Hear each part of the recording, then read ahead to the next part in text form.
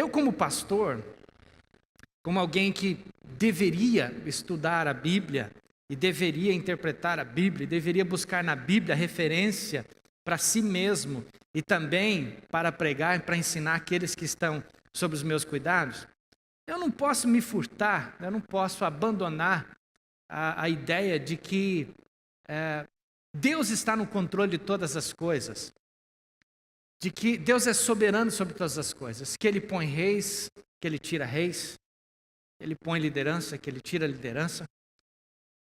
E me parece que o Novo Testamento, os irmãos do Novo Testamento, especialmente as cartas do apóstolo Paulo, eu não vejo o apóstolo Paulo tão preocupado assim, irmãos, com questões, com pormenores, né, da vida política. Até porque o apóstolo Paulo vive sob um regime ditatorial, de domínio.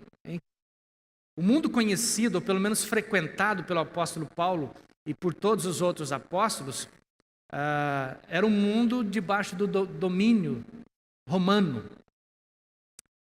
cujas leis, né, em sua grande parte, nas questões civis, eram ditadas por Roma.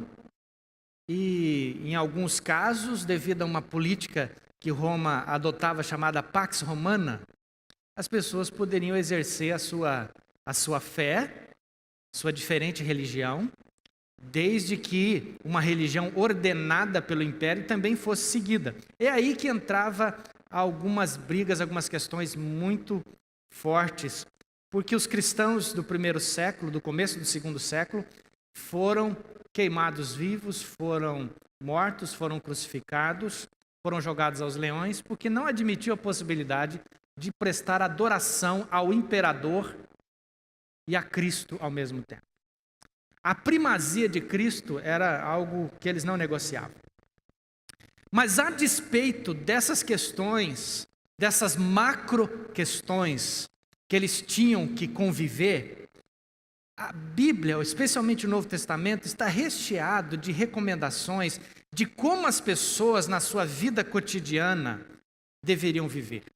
O Novo Testamento dava, por exemplo, especialmente a carta do apóstolo Paulo a Filemon, dava orientação sobre como deveriam viver, e depois em Efésios também, capítulos 5, 6 e 7, como deveriam viver até mesmo um escravo cristão. Como deveria viver aquele que era dono de escravo e que se tornou cristão. Olha que situação que Paulo tinha que resolver. Como que as mulheres deveriam levar o casamento, como que os maridos deveriam se comportar no ambiente do casamento, os negócios, como que deveriam ser feitos, como que se deveria considerar as autoridades civis e assim por diante. Mas, acima de tudo, o que o Novo Testamento tem, em grande parte, uma preocupação muito forte, é como as pessoas iriam viver no seu dia a dia, dentro das micro questões.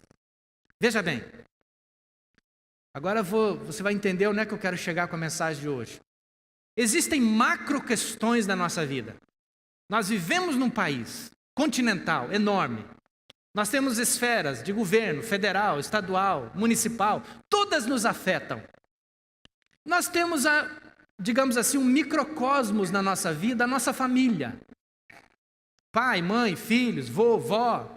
Nós temos um microcosmo maior, que são os nossos amigos. Temos um microcosmo um pouco mais estendido, o nosso trabalho.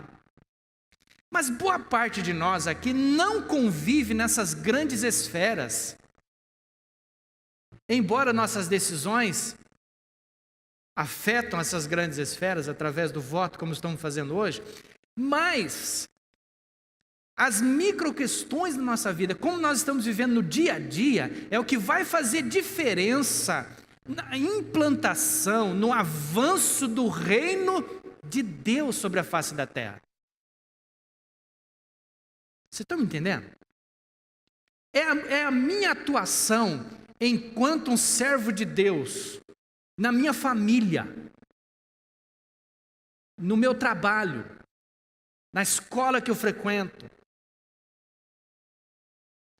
no clube que eu for, É ali, exercendo essa minha vida cristã, é que, pedaço a pedaço, o reino de Deus vai sendo implantado. Num primeiro momento, o reino de Deus é a igreja. Cristo reina sobre a sua igreja. Na igreja ele é o cabeça. Mas Cristo deu um mandamento para essa igreja. Qual é o mandamento? Ide por todo mundo, pregai o evangelho a toda criatura, de modo que a igreja cresça. E à medida que a igreja cresce, ela vai atuando, ela vai influenciando, ela vai cativando, ela vai sendo luz, ela vai sendo sal e vai fazendo a diferença.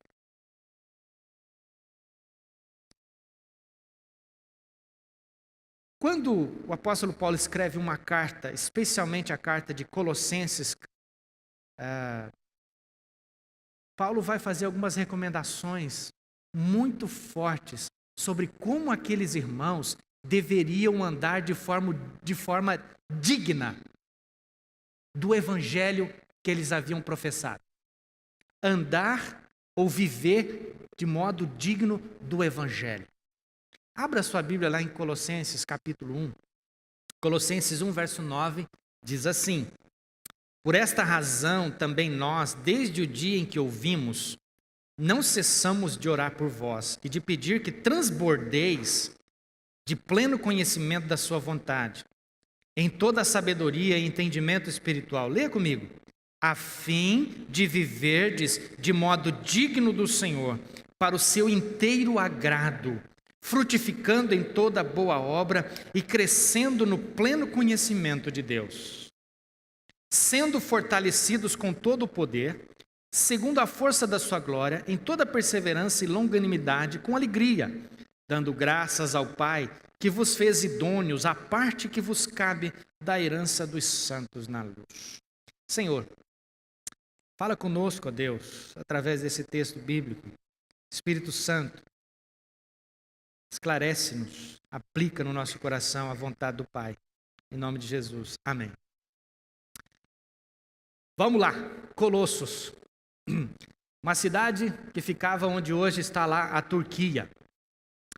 Lá havia uma igreja fundada no primeiro século, nos tempos do ministério do apóstolo Paulo. Provavelmente através de um irmão chamado Epáfras. A Bíblia não fala exatamente que Epáfras é o fundador, mas pela atividade de Epáfras a gente conclui que ele exercia essa função de pastoreio sobre aquela igreja. Quando o apóstolo Paulo estava preso, segundo os estudiosos, muito provavelmente em Roma nessa época, Epáfras, esse pastor, esse homem que exercia liderança ali naquela igreja, procura o apóstolo Paulo para falar com ele. E aí, Epáfras conta algumas coisas que estavam acontecendo na igreja de Colossos. E nesse tempo, Timóteo estava com Paulo. Então, Paulo e Timóteo escrevem a carta de Colossenses, e quem deveria entregar era o Epáfras, levar essa carta lá para os Colossenses. Esses irmãos lá da cidade de Colossos estavam vivendo uma situação muito difícil. De modo que as notícias não eram muito boas. As dificuldades internas desta igreja eram as mais diversas. Durante a leitura de Colossos, a gente pode perceber algumas coisas. O primeiro problema que Colossos enfrentava era o cerimonialismo. É a ênfase no cerimonial, né? Ou seja, alguns daquela igreja queriam manter regras estritas sobre o tipo de comida, de bebida permissível, festa religiosa, que podia, que não podia, circuncisão, ou seja, voltar à prática cerimonial do Antigo Testamento. Ou seja, eram pessoas que davam tanta ênfase na cerimônia, ou seja, se não fizer exatamente desse jeito, vocês não estão no Evangelho. E Paulo, com certeza, tinha grande dificuldade com isso, porque Paulo era aquele apóstolo que foi enviado com uma paixão especial para os gentios, para aqueles que não eram judeus. Então Paulo não tinha muito essa preocupação em que eles guardassem todas as cerimônias do Antigo Testamento. E lá na igreja de Colossos tinha gente que queria voltar a fazer tudo aquilo, ou que pelo menos dava tanta importância para isso, e se esquecia do jeito que deveriam viver. Primeira coisa. Segunda, um tipo de ascese, um tipo de elevação espiritual que eles acreditavam pelo fato que isso acontecia se não tocasse em coisas, em determinadas coisas. Ou seja, não manuseie isso, não prove aquilo, não toque naquilo, isso é maldito, isso aqui vai te trazer maldição, isso aqui é perigoso para você, isso aqui é condenado. Ou seja, um outro tipo de restrição, que também tem a ver com ritualismo, mas que isso pode estar profundamente desconectado da vida que as pessoas têm no seu dia a dia. Outra coisa que acontecia na igreja de Colossos, adoração a anjo. Adoração a anjo. Os crentes lá de Colossos consideravam os anjos uma espécie de emanação de Deus. Seres divinais, divinos.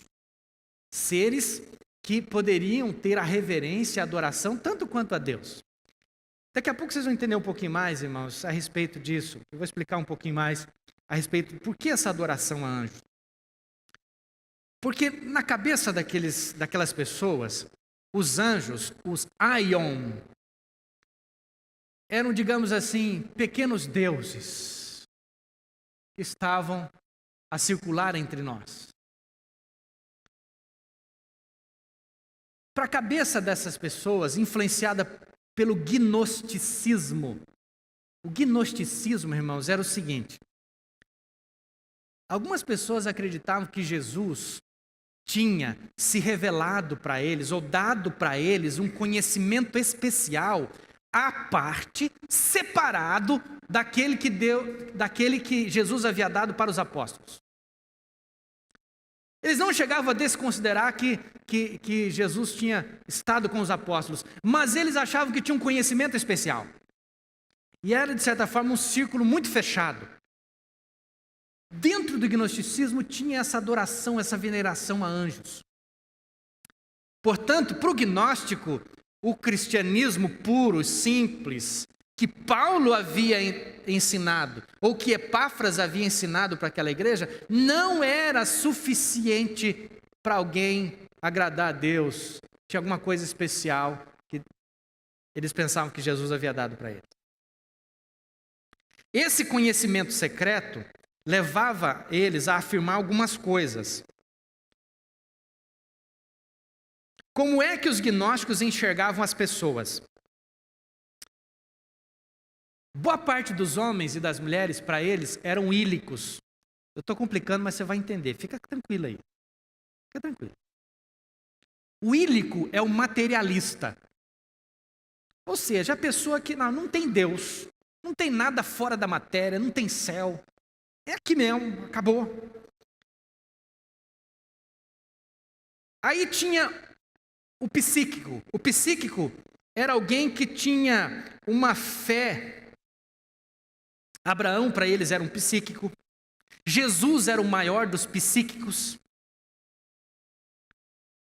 Veja bem, Jesus não é o Redentor, não é o Filho de Deus, não é o Deus encarnado, é um psíquico, é alguém que tem um conhecimento especial que pulou um pouco mais, tem um degrau um pouquinho maior, né? Nessa escalada, rumo a se encontrar com, digamos assim, o divino, que para eles, necessariamente, não é o Deus revelado na Escritura. E por último, tem os pneumáticos, ou os espirituais. Quem são eles? Os gnósticos. E aí, irmãos, enquanto a igreja está lá se debatendo com essas coisas, olha, uns são materialistas, uns são cerimonialistas, uns estão querendo adorar anjo, alguns estão depreciando Jesus, alguns falam que tem conhecimento secreto, alguns começam a olhar para os outros e dizem assim, estou imaginando a hipótese, você é muito materialista ainda, você precisa chegar até ser um psíquico, depois de você terminar um psíquico, você vai ter um pneumático, né? Um espiritual. E Epáfras está contando isso para o apóstolo Paulo. Eu fico imaginando o diálogo dos dois. Paulo, rapaz, não sei o que fazer. E se ele tem um coração pastoral quanto o meu, a angústia deve ser grande. Eu enxergo Epáfras chegando para o apóstolo e falo assim: eu não sei mais o que fazer com a igreja de Colossos, Paulo, porque tudo que a gente ensinou estão fazendo tudo o contrário, está uma bagunça, não sei, acredita que cada um quer levar para um canto. E Jesus passou longe, e tem mais, eles não estão preocupados com a vida prática, com o testemunho da vida deles. O negócio é se firmar em alguma coisa, ser radical numa coisa e se esquecer de andar no evangelho. E aí, irmãos, Paulo está escrevendo essa carta junto com Timóteo para o Epáfras levar. E aí, a partir desse contexto que você tem que ler o verso 9 em diante, Paulo dizendo assim: por esta razão, eu não canso de orar para vocês, por vocês, para que vocês se encham, transbordem de todo conhecimento. Aqui, irmãos, rapidinho, 5 coisinhas eu vou dizer para você de forma bem rápida. Eu vou emprestar essa divisão aqui do pastor Russell Shedd. No verso 9, o apóstolo Paulo fala: vocês precisam tratar a cabeça de vocês. A cabeça. O que vocês estão pensando está estranho. No verso 9 diz assim: vocês precisam, eu oro, para que vocês transbordem de conhecimento da vontade de Deus, sabedoria e entendimento espiritual. Agora veja bem, quem eu disse agora há pouco que afirmava ter um conhecimento especial? Os gnósticos. Aí Paulo fala assim: eu oro é para que vocês tenham conhecimento da vontade de quem, irmãos? De Jesus Cristo, ou de Deus, se você quiser falar, sem problema algum. É com isso que vocês têm que se preocupar. É com isso que vocês têm que se transbordar. A cabeça precisa saber da vontade de Deus, a cabeça precisa ter sabedoria, e a cabeça também precisa ter entendimento espiritual. Mas veja bem, deixa eu fazer uma diferenciação aqui para você. Que palavra que o apóstolo Paulo utiliza para falar sobre conhecimento aqui? Não é um conhecimento somente cognitivo, teológico. Não é só doutrina que a gente afirma, põe na cabeça e não vive. Conhecimento para o apóstolo Paulo aqui tem a ver com relacionamento também. Vocês se lembram quando Jesus orou, lá no capítulo 17? Jesus diz assim: e a vida eterna é esta, 2 pontos. E a vida eterna é esta, 2 pontos. Que conheçam a ti, é Jesus falando com Deus. Que conheçam a ti, o único Deus verdadeiro. E a quem tu enviaste, Jesus Cristo. Então, conhecimento para Jesus de verdade é conhecer a Deus. E isso é vida eterna. É diferente, irmãos, do que você se agarrar a um cerimonialismo, de você se agarrar a algum conhecimento especial de qualquer coisa, de você se agarrar a algum tipo de ascese ou de prática espiritual vazia. Paulo está deixando muito claro que aqueles irmãos precisavam se agarrar em Deus. É em Deus que eles precisavam conhecer. Segunda coisa, tratar a cabeça. Primeira, tratar a cabeça. Segunda, os pés. Verso 10. A fim de viverdes de modo digno. É uma figura utilizada aqui pelo pastor Shedd, que eu achei muito interessante. Viver de modo digno para o seu inteiro agrado. Viver de modo para agradar a Deus. Pergunta simples que todo bom cristão, no começo de sua caminhada, pergunta: o que é que Deus quer de mim? O que é que Deus quer de você? Por que eu estou frisando isso, irmão? Porque é na vida diária do nosso caminhar com Deus, onde nós pusermos os nossos pés, andando de forma digna do Senhor, é que vai fazer a diferença nessa nossa sociedade. Nós temos que viver uma vida digna do Senhor. Ou seja, uma vez que nós estamos em Cristo, a gente tem que viver como se tal. Como tal. Ou seja, nós devemos ser uma igreja que, professando a fé em Jesus Cristo, deveríamos ser pessoas que a sociedade incrédula poderia olhar e dizer assim: eu gosto de fazer negócio com um cristão, porque eu sei que ele honra. Primeiro, nós deveríamos ser jovens, cujo pai e a mãe de uma menina pudesse dizer assim: minha filha está namorando um cristão, louvado seja Deus. E vice-versa.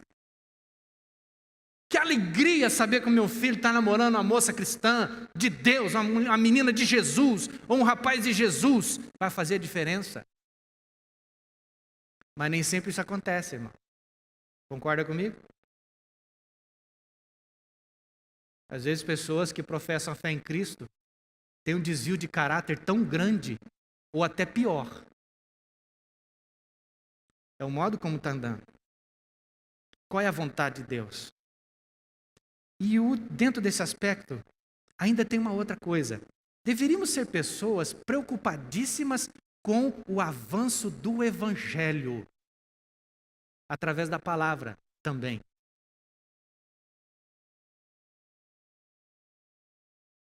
A gente, irmãos, abraça muitas bandeiras na nossa vida. Muitas coisas a gente defende e se defende. Mas às vezes somos tão tímidos para falar sobre a nossa fé. Pedro, se eu não me falha a memória, recomendou aos irmãos dizendo o seguinte: olha, vocês têm que estar preparados todas as vezes que alguém perguntar a razão da tua fé. Todas as vezes que alguém perguntar assim: você acredita em quê? Eu acredito nisso e vivo a partir disso. Você entendeu, irmão? Quem entendeu, diga amém. Outra coisa que o pastor Russell Shedd coloca, que eu achei muito interessante. As nossas mãos têm que estar ocupadas. A parte B do versículo de número 10. Frutificando em toda boa obra e crescendo no pleno conhecimento de Deus. Frutificar em toda boa obra. Ou seja, as mãos do cristão têm que estar ocupadas, fazendo alguma coisa no reino de Deus. Não é só, veja bem, não é só a cerimônia, não é só essa coisa, se afirmar em determinado ritual, é fazer alguma coisa no reino de Deus, frutificando em toda boa obra. Cabeça da gente desocupada é um problema sério, já disse na primeira afirmação, mas a mão ocupada vai acabar ocupando o outro. Você concorda comigo ou não? Dentro de uma casa, irmãos, normalmente o serviço de uma casa sobra para uma pessoa, é ou não é? E esta pessoa normalmente é do sexo feminino.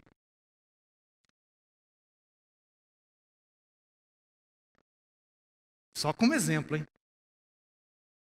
E no reino de Deus, a gente precisa pensar também.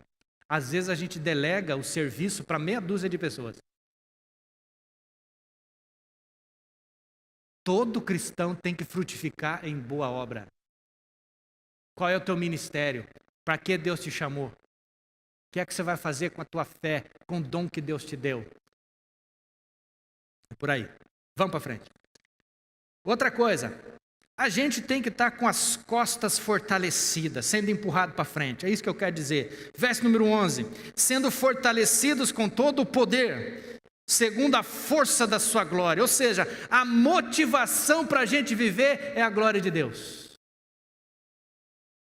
Deus quer ser glorificado através da nossa vida, irmãos. Todo milagre que Jesus fazia redundava em louvor a Deus. Já parou para pensar nisso? Curava um, no final o evangelista discorre. E Jesus e Deus foi ovacionado, glorificado, exaltado. Portanto, quer comais, quer bebais, façais tudo para a glória de Deus. É o que diz tudo para a glória dele. Ou seja, é a nossa motivação. Estamos fortalecidos no poder de Deus. Deus está conosco, a sua presença, Ele nos acolhe, Ele nos enche de virtude, de graça. Então, na força da sua glória, na motivação da glória de Deus, é esse que é o sentido dessa palavra. Mesmo que alguém não elogie a gente, mesmo que alguém não reconheça, é para Ele. Em último lugar, como é que a gente vive? Essa vai pegar boa parte da gente, inclusive a mim. O rosto alegre. Verso de número 12. Dando graças ao Pai que vos fez idôneos. Parte B do verso 11. Sendo fortalecidos, parte A, segundo a força da sua glória. Parte B do verso 11. Toda perseverança e longanimidade com alegria. É suportar o mundo que eles estavam vivendo com alegria. Irmãos, nós estamos ficando num momento assim que a gente tem andado muito triste, você concorda comigo? Está muito chato, tem hora. Eu não estou falando de uma alegria vazia, não estou falando que a gente tem que você tem que pegar, né, e fazer uma cirurgia plástica para, né, sempre mostrar os dentes. Ninguém está falando para você virar o Coringa, né? Não é isso que eu estou querendo dizer, que é o vilão lá do Batman. Eu estou falando é que as coisas à nossa volta vão, tanta notícia ruim, tanta coisa ruim, isso vai sendo depositado dentro da gente, a gente vai absorvendo tudo isso. Chega um ponto, irmãos, que se a gente anda pelas ruas com tanta notícia ruim, a gente chega em casa, parece que está tudo acumulado, assim, vai enchendo, não é? E assim, até o cachorro, quando vai receber a gente, se ele receber de uma forma meio estranha, você já estoura com ele. Não é?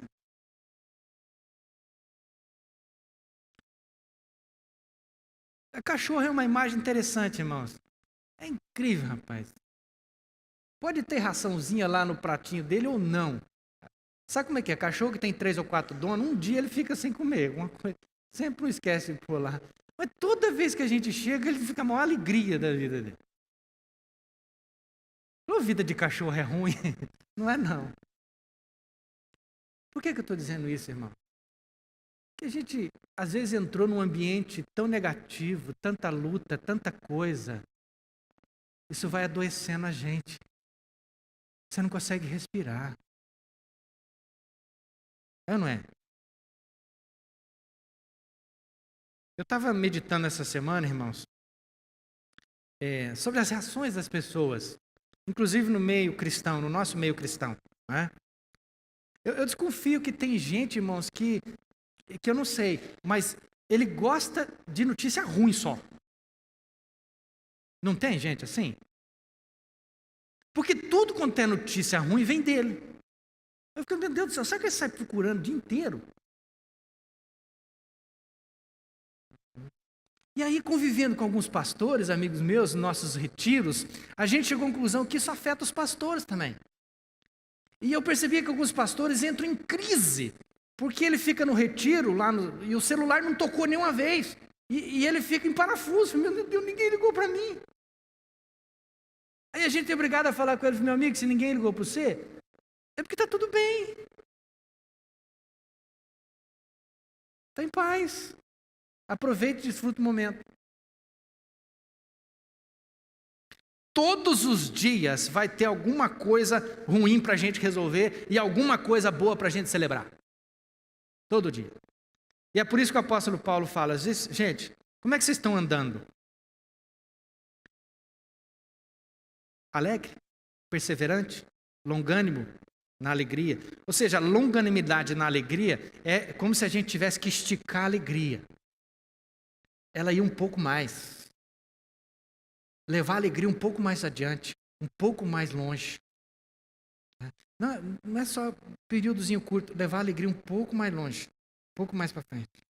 Como que nós estamos vivendo? Como trabalhando? Como estudando?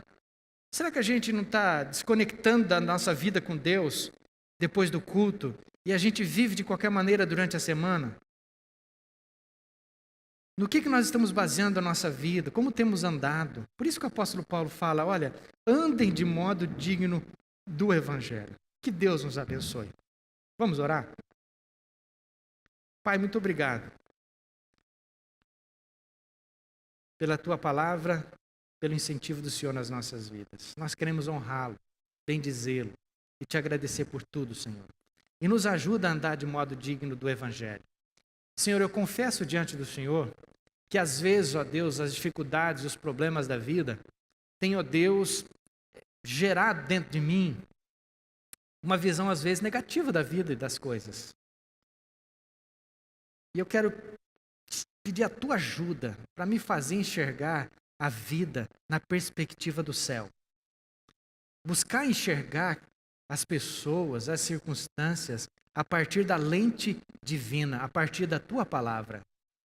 Nesse mundo conturbado, caótico, difícil, eu quero continuar, Senhor, continuar nessa caminhada cristã e viver de modo digno. Seja o que for que aconteça, me ajude, Senhor, a viver de modo digno do Evangelho que me alcançou. Eu te peço isso em nome de Jesus. Amém.